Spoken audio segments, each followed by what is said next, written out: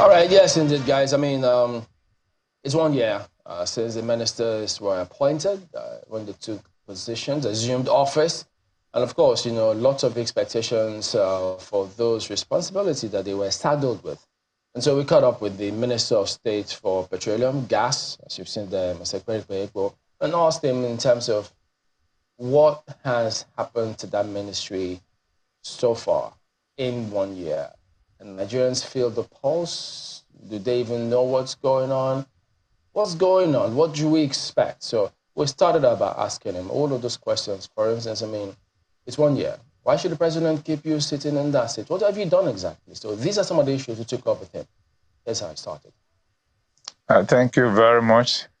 Let me begin by, first and foremost, expressing my sincere thanks to the President of the Federal Republic of Nigeria, Senator Bola Ahmed Tinubu, GCFR, for appointing me as his minister to superintend over the affairs of Ministry of Petroleum Resources, Gas.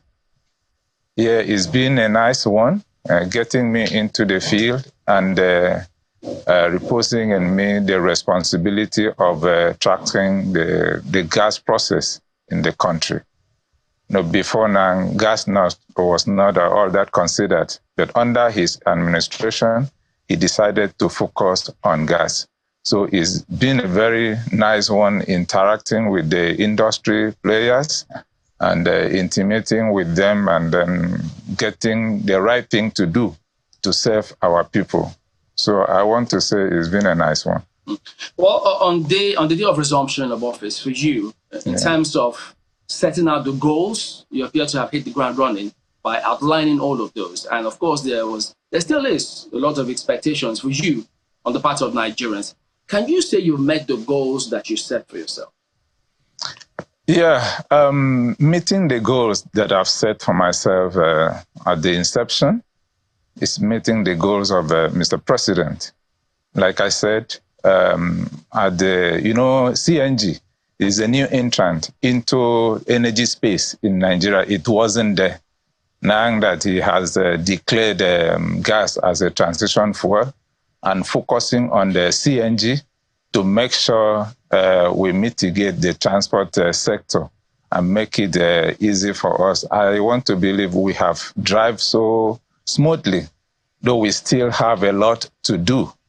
And in case of encouraging gas projects, we have been trying equally to commission some projects and relate with investors to invest in that sector, because actually the prosperity of Nigeria today depends on gas. So I think we've done a lot in that sector. So what I will expect is to hear from the public how far we have gone, as to be encouraged to do more. If you could shed a little more light on the CNG. Yes. There are several questions, I know you know, in terms of capacity, production, being consistent, and availability of that program. So just shed a little more light in terms of the expectations of Nigerians. What is it that they can expect now and then they can actually get now concerning where you are with the CNG project? All right, thank you very much. At the moment, like I said, the CNG is a new entrant into the energy space. What Nigerians expect is to have CNG at every part of this country, but it is not all that possible. What I want them to expect is within the area of Abuja, maybe Lagos, Kogi, Ogun State, and some other parts like that will have it available. But beyond that, we are trying to make sure we have service stations across the nations. So for now, we are looking at bringing in or converting all the vehicles, about 1 million, within the next 2-3 years, so that it will mitigate the transport fares that we're having in the country. So I want Nigerians to be patient with us. It is the right way to go and the way to serve this nation, because when we talk about CNG, we talk about reduced emission, cleaner energy source, and it is very cheap. So Nigerians should expect the federal government and private sector trying to, because we know the cost of the conversion kits are on the high side, but we try to subsidize it at the federal government level, as well as encouraging private investors to key into it and mitigate this aspect of it. I'm still going to come back to that CNG, but in terms of availability and abundance of gas resources in the country, you know, they always talk about we have CNG, then LPG, and so LPG, of course, cooking gas. People ask questions about the pricing. It's when they're not sure what to expect tomorrow. So what are you doing to address the concerns of those who feel the price of cooking gas keeps going up and something needs to be done about it? Yeah, thank you very much, Chamberlain. I want to believe that you know that the price has come down from what it was a few months ago before now. When I got that concern, the federal government was equally concerned about it. I decided to reach out to producers through the regulator, NMDPRA, that we should call them to a table. We had a meeting and let us talk on how we are going to reduce the price. For now, in LNG, all the production of LPG is circulated in country, but some of the private investors exported their own. So I had a meeting with them and asked them they shouldn't export LPG any longer. Let it be domesticated. The other ones, they can export it. So we are working on that. That is why you have seen the reduction in the price. And of course, having new investors into the area will increase the LPG production, which will drastically reduce the price equally. So here again, I ask Nigerians to be patient with us. Gas was not given this traction before, but now with the interest that we are showing in gas and trying to bring in investors in that sector is going to be a better thing for us tomorrow. So with this initiative that you're working on, yourself and the team, is this something that is going to be institutionalized? Do we expect that even when you're in office 5, 10, 15 years, this measure will always be there to ensure that the prices don't just get jacked up by any group whatsoever? Yeah, thank you. Yeah, it is going to be institutionalized because when we stabilize the entire thing, and of course I talked about the investors coming in, the regulators are there. When we put it in the correct perspective, there will be no need to increase the price. And of course, if we make sure that there is domestication of LPG within the country, all producers of LPG will be used here, like Chevron, Mobil. They have a different computation, but we are trying to bring in blending plants to make sure they give us the 2080. Propane 20, butane 80 that is used for our own country because that one is safer. Butane has a capability of stabilizing that of propane, even though it is lighter than air. So it's going to be stable. In terms of those investments that you spoke about, is the team looking at any price range probably in the future? Because if investors come in, should we expect that the prices will go further down, or what is the mindset of the team? When you have a higher supply, and then the demand is lower than the supply, for sure the price will come down. So are we expecting any investors in that area in terms of maybe more investors, and when? What do you see happening? We are working towards that. That is why the president has put on some policies and to encourage gas production.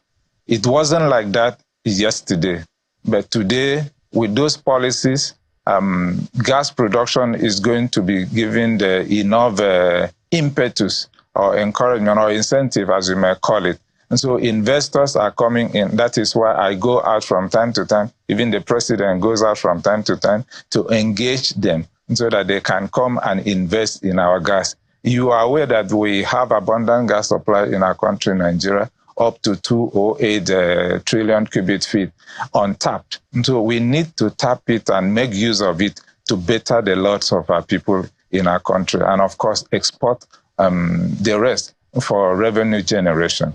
Let me get back to CNG a bit more. Lagos, Ogun, some incidents that occurred there raised questions for people. They just thought, they hope that the regulators have this spot on, such that when CNG does come in, safety should be paramount. I mean, there are people who naturally wouldn't want any gas cylinder, let alone in their own car that they'll be driving, even though it's compressed. Yeah. So for those who are concerned about safety of CNG and regulators doing their jobs, what would you tell them? Yes, I've charged regulators to ensure safety is maintained at a very high level.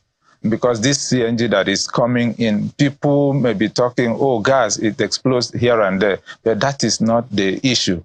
Gas is equally very more important and safer, cleaner than any other means. You know, gas is lighter than air, like CNG is lighter than air. In terms of accident, why it is very, very advisable to go this way, it explodes, it goes into the air.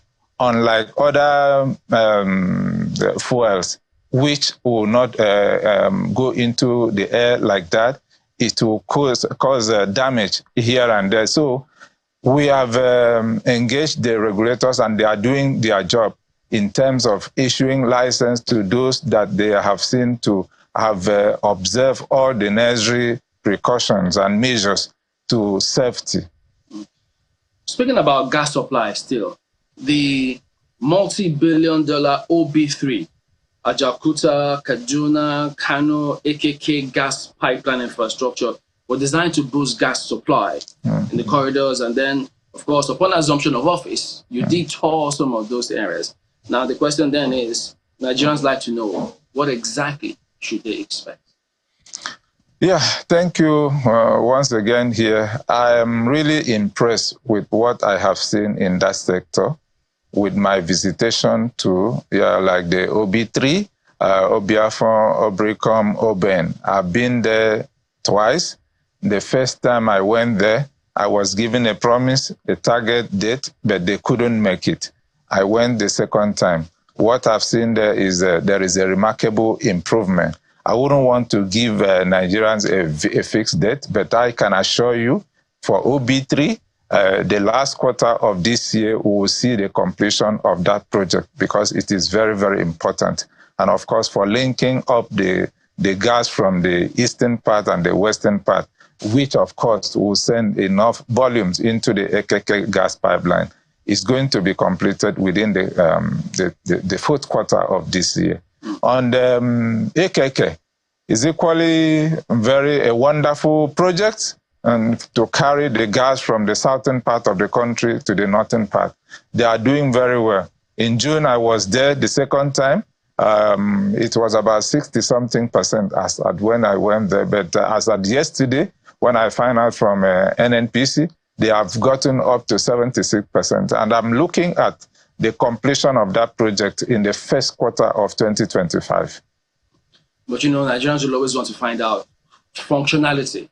They need a time frame so they can plan and expect certain things, because people, when they can plan with time and schedule, it helps things better. Supposed to live in a vague. Yeah. So what if they say, look, we have to expect some date or time frame of its function coming on stream? Yes, that is why I said that for OB3, the fourth quarter of this year, 2024, it will be completed. Then for AKK, first quarter of 2025. Okay, I'm also looking at this Nigeria-Morocco gas pipeline project, which targets the transportation of gas from Nigeria for sales in Europe. That's also under your supervision, your ministry. Now, during the president's visit to Equatorial Guinea, he spoke a lot about this Gulf of Guinea gas pipeline project. Could you shed more light on this? When the president spoke about it, people need breakdown in terms of what exactly is Nigeria going to do? What do we get in return? Yeah, for Equatorial Guinea, it's a nice project, collaboration between Nigeria and Equatorial Guinea. They have the facility, like the Ponta Europa LNG. It is a 3-in-1 project. You have the methanol and the power plant, they call it, the gas plant, which will take gas from Nigeria to Equatorial Guinea. And it will cover the distance of about 180 kilometers to 200 from the gas source from Nigeria. It will bring about revenue. When the gas is processed there, it will be exported for revenue purposes. And so it is, to me, is a fine project that Nigeria has gone into, which will bring about the collaboration between the two countries. On the Morocco gas pipeline, to continue with the Equatorial Guinea, NNPC, they are engaging with Sonagas. NNPC is for Nigeria, Sonagas is for Equatorial Guinea, to finish out on the commercial aspect of it, so that by 2027 we have the two things getting through to the benefit of both countries. On the Equatorial, on Morocco gas pipelines, we are equally engaging them through NNPC. And I think by 2024, last quarter, the FID will be taken on that project, and other engagement has been going on. The latest information I had is I'm likely to go back to Morocco to meet my counterpart there, and with the GCO and the operators of the gas project, or oil and gas project in Morocco, to find out and then agree on certain terms so that the project will continue. But it is a must-do project for Nigeria and Morocco. So is this going to be government-driven? How much of government involvement is it going to be in terms of having the private sector? Are they going to drive it? I mean, the private sector now. Yeah, NNPC is a limited liability company. They are representing the country. And so it is going to be in that arrangement, the government company interfacing with that of Morocco. No. Nigeria is signatory to several treaties. I mean, you talk about green energy, clean energy, the climate, several summits, COP29 and the likes of it. So how is your ministry prepared in assisting the government to meet some of these targets? All right. This is all about reducing gas emission in the country. We are trying as a ministry, and we have parastatals that are vested with responsibilities of regulating the various oil companies in the country. We are working seriously to reduce gas flaring. Last year, I was with NNPC Total platforms. They have reduced their gas flaring to zero, which is as a result of the policy that has been put in place.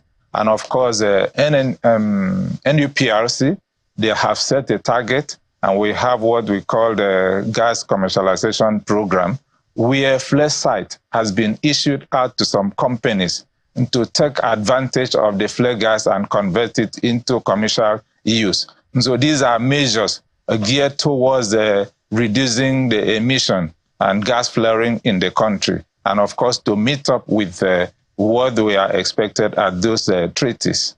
Well, at the root of the country's electricity supply problem is gas. Yeah. And of course, if I can't get power, I'll be angry with government. The same thing with several other people. Your ministry is responsible for gas. So what are you doing specifically? How are you addressing this? Thank you very much. Once again, we are not relenting in trying to drive the sector. When I came in, there was about 13 years legacy debt that the gas producers were owed. I went into action, and we prepared a platform, a program to mitigate this payment. I got the approval of Mr. President for the legacy debt to be structured so that they will be paid off. And today, I can tell you that those producers, they are on producing. When we resume power level was at about maybe 4 kilowatts. But today, I can tell you that it has improved to 5 point something kilowatts in the country, which is an improvement. So we are doing well in the gas sector to make sure we supply gas to Gencos to drive that project. And recently, as at yesterday, I had a meeting with the EVP Gas regarding, there is a gas plant in the Meduguri and another one in the Delta State. We are trying to make sure everything is finalized so that gas will be supplied to those power plants to add value to the power sector in our country. So my ministry is equally interfacing with the Ministry of Power to develop more ways of improving the power sector at least to 6,000 megawatts. Is there any time frame from what you see on ground? What should we expect? You know, gas production is not something you just move into and get it right. It's not like stepping into a supermarket and you pick out something. We are programming. So, but we believe with what we have put on ground, before the end of this year, we'll live up to 6,000 megawatts, as I've said. You know, the gas that, lots of people had access to, largely associated gas. And so they kept on asking questions. Despite the huge gas reserves we have in this country, can you tell us, when will that narrative change? That we will de-emphasize associated gas and go for non-associated gas, deliberate attempt, so that we can maximize the benefit, the huge resources that we have in this country? Yeah, we are on course on that. It is all about involving our investors in the sector. Currently, it is 50-50. And what we are having is 50-50. You talk about the 209 trillion cubic feet. 50% of it is associated and 50% is non-associated. And what we are having today is in the same measure. However, we are moving into the deep waters. That is when you hear all these international companies divesting into the deep water. It is to develop and get us the gas that are reserved in that sector and make good use of it.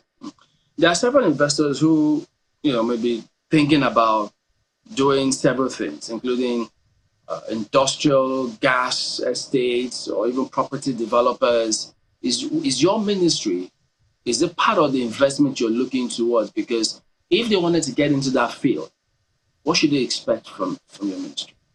Yeah, you see, my ministry is all about policy making. And then we have the regulators, like the private sector that want to go into that sector. We will allow them to interface with the regulators so that they will live up to or supply all the necessary things, the licensing and everything that is needed in that sector. Ours is to make sure we make business meaningful and you obtain the returns in your own investment.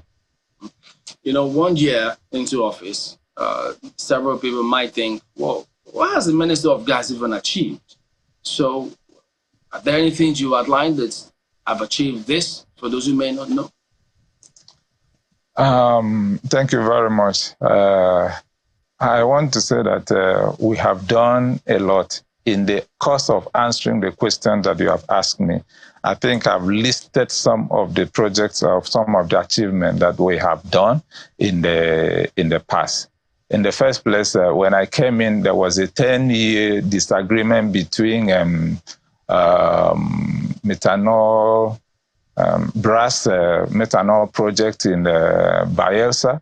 I've been able to mitigate between the gas suppliers to move forward and then ensure the gas sales and purchase agreement is signed for that project to kickstart. That's the big achievement, which will take about $3 billion dollars investment.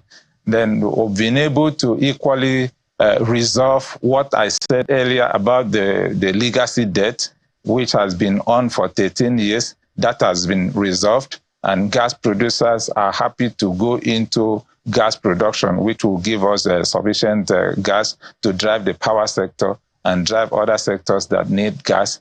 And then on the MDGIF fund that I'm the chairman, we have processed about 8 companies that we are going to release funds to that will help in providing infrastructure, gas infrastructure across the length and breadth of the nation, and we continue to do that.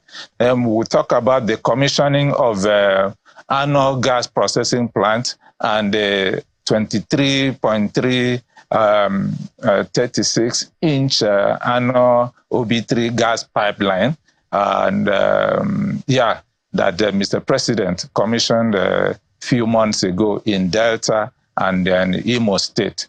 And I've equally commissioned the 3.1 million metric ton standard cubic feet for CNG by a private sector, the Tetraco in Ogun State.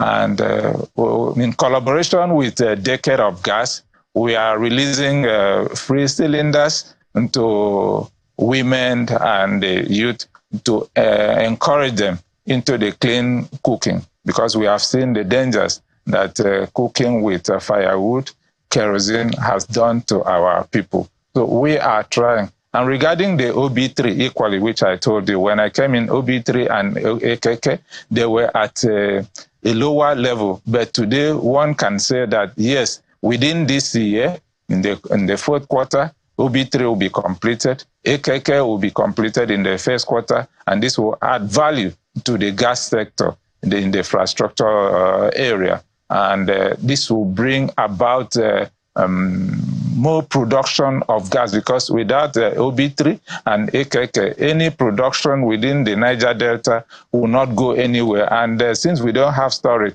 if you don't have this project like this, it will disencourage people from coming into. So I see boost in the production of gas with the completion of these 2 projects that have gotten to that advanced state. So we have tried in our own little way. It is left for you in the public sector and the media circle to write to us, yes, you have done well or you have not done well, and you can suggest areas that we can do to improve. We are here to serve. And in line with the provision of Mr. President giving a direction to improve the gas production in the country, I will try my best to make sure I add value and give value to what the responsibility that I've been saddled with. Let's wind down with this one. I mean, we hear sometimes government says we're giving palliatives. Some people in the States say, look, we haven't seen anything, we didn't receive as much. You've talked about distribution of free cylinders to women and youths. Yeah. How do they access it so that people don't come up tomorrow and say, look, we didn't get anything, we didn't see it anywhere? How do they get it? Yeah, that is done under the Decade of Gas. It is not politics based. We have a consultant that we engage to source for people. When we get to a particular state, they will source for people that really need. I don't know how they go about it, but the one that we did here in Abuja, it was wonderful because I was there. I saw the caliber of person that came out, and I was impressed that it wasn't the rich people that came out to benefit from it. Next week, I'm going to Lagos. We are following up with Lagos and Akwa Ibom. So far, I am impressed with what I have seen in that sector. So the distribution has not been biased in any way. Honorable Minister of State for Petroleum Resources, Gas, Mr. Ekpegbego, thank you for your time this morning. Thank you, Chamberlain. I appreciate, and I think we will have more time to be talking and to let our people in the country to know that the Ministry of Petroleum Resources, Gas, is working to serve Nigerians and serve and add value to the gas that God has endowed us with. Thank you very much.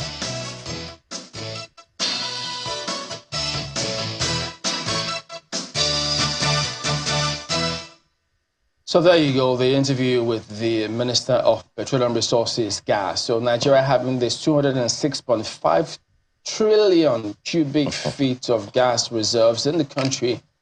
Can we still be complaining about availability of, well, whether it's LPG, cooking gas, CNG, which we want to, but the challenge with that is the conversion. So quite a number of things that the ministry has got up on its table and what they need to do such that you and I can indeed leverage on the huge reserves that we've got, guys. You know, one of the things that stands out for me in all that he's talked about is the decade of gas. I think we're probably in the second decade now, or even the third, because this whole conversation started in 2021. And my mind always goes, Chamberlain, you know this, I always refer to that economic sustainability plan of 2021, I think. Integral to that plan is the gas transition. And I find it very interesting that this particular conversation you had with the Honorable Minister of Petroleum in the gas sector, that at least we are doing something about it. The question that I'm asking, and I'm glad that he also made the promise that at the end of the interview that we should have more time to tell people what's going on. It's the ownership for me. It's the ownership of the Nigerian. And people can only own what they know. People can only they can only partner with government to the extent of the awareness that they have. These gas pipelines that you talked about, first of all, we have the reserves. Then we ought to find a way to pad them all over the place in a way that we're not flaring them. I am aware there's a good number of people in the energy sector who complained for decades about our gas flaring and how that we wasted all of that for so many years. Okay, let's hope that we have quote unquote repented. We're no longer flaring them, we are finding a way to make good use of them. Also add that to the fact that it's not just one type of gas that we have. There's LPG, there's LNG, there's CNG, there's butane, there's all kinds of gas, The president said part of his campaigns, look, he wants to compete in the gas space. Thankfully, he has that, he said it's screwed right in that direction, some will say. After all, he's from that sector, the petroleum sector himself. So the question is, how much of these are people aware of in order for them to be able to take ownership of it? Kayla, you talked about communication the other time. That's where it all comes to. I mean, when it comes to this sector, oil, gas, the communication and accountability mechanisms necessary for people to know what they're doing and how what they're doing impacts on them personally is a communication that hasn't been done. So in many ways, people look at this sector as it's murky. It feels like swimming in mud because you're not quite sure what's going on. Or where to put your foot. Where to put your foot. Why do I not have gas? Why is the cost of gas expensive this month? What kind of, they said there's something called CNG. We have to think about the Nigerian when we do these things, There's something called CNG, supposed to be lighter than air, it's cheaper. Okay, how do I get it? What do I do? Where are the stations? I spoke recently with people who do public transportation with CNG cars in Abuja. And one of the major things that he said was, we don't have refill stations. We don't have. The guy is suffering. He didn't hide it. Like, look, we're going through a lot. We want to be able to do this. It's cheaper, it's more sustainable, it's better for our people. But these are the challenges that we are facing. But listen to that interview. There's a lot of other things that came to my mind, apart from this communication bit. Opportunities in the gas sector. And working with subnationals. They had a summit not too long ago. And that was one of the things that they talked about. It was a summit that had all the gas heads, so to speak, across Africa. And they held here in Abuja. And of course, it was in line with what the president said. His head is screwed towards using gas as something that empowers the people. We have a massive energy poverty situation in Nigeria. Every single bit of information, every single opportunity helps. Now, after that summit, lovely as it was, what are the actions that have happened afterwards? And how can the Nigerian, Chamberlain, the Nigerian say this has benefited me? Because if you're walking and there's no one walking behind you, and you call yourself a leader. So you're taking a walk. You're not a leader. I'm just strolling. You're taking a stroll in the dark. Or you're winking in the dark. No one knows what you're doing. Absolutely. You have to be able to bring it really granular to the Nigerian people. So that as a Nigerian, especially as a woman, I use gas a lot. So we can say, this has affected me personally. Add that to the benefits it brings to the micro, small, and medium enterprises. All over the world, everyone knows that every economy is practically run 60 to 70% of the way by the micro, small, and medium enterprises. You take down the cost of energy that they have to do business with, you have taken down the price of that product at the end of the day. And who is going to benefit? The general public. And don't forget that they are an input-output sector of every economy. So while the macroeconomics, the big organizations are doing whatever it is that they need to do, it's just micro, small, and medium enterprises that give them the supply. So you cut down the cost of their energy, you've cut down significantly. And gas certainly is one way to go. You know, guys, well said. I mean, the data published by MBS some time ago, where they did say that price of cooking gas, you know, it was 12.5 kg, for instance, basic one. It went up by 28.33% in a month, from 11,735 naira in January to over 15,000 naira in February. So, and then you see that same trend, which was part of what we kept on asking him. So why is it that this price it doesn't appear to be as if there's some sort of standardized regulation. Like a benchmark. Yeah, you know what to expect. Yeah. You go there tomorrow, it's up. It's up. You go tomorrow, it's down. Yes. But exactly, that's what we're asking about, institutionalizing some of these policies of government. And, well, is it a problem? My apologies, Chamberlain. Is it a problem of institutionalizing or Nigerianizing? Can we begin from there? I hear that, you know, petroleum is an international product, and consequently it has to be priced internationally. Excuse me, I don't spend international currency here, and this product is right here in Nigeria. Please help me understand what's going on here. Well, there are yet several issues, really. Himself and the Minister of Petroleum Resources, Senator Heineken, you know, both of them, they're real issues that they need to address. And yes, how it concerns you and I. The CNG, look, the challenge with that CNG is, you know how much the conversion kit is? Exactly. It's not much, just 400,000. Yes. Thank you. So please address your emails and questions to one Mr. Akimbo, I'm expecting to hear from you. Please talk to him. Well, business money comes up now.